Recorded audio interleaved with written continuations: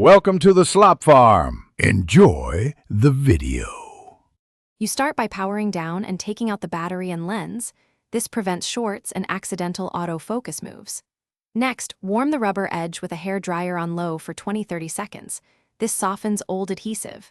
Use a plastic pick to lift one corner slowly. Don't pry hard, because the housing underneath is thin. Once you have an edge lifted, peel steadily and reapply heat as needed. Make sure to keep debris from falling into the camera internals. After the old grip is off, clean every bit of adhesive with isopropyl alcohol. You're removing oil so the new tape sticks reliably. Scrape stubborn spots gently with a plastic tool, then let the surface evaporate fully.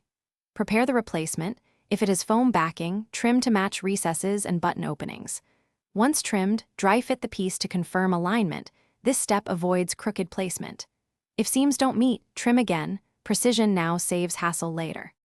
You apply the new grip by peeling the adhesive backing a little at a time, pressing the rubber down as you go to prevent wrinkles.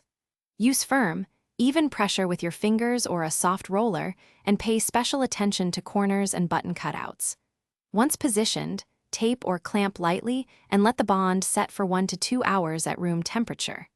If the grip lifts later, remove it, clean both surfaces again, and swap to a higher grade 3M adhesive. This fixes most failures. Thanks for watching. Consider subscribing if we helped you today.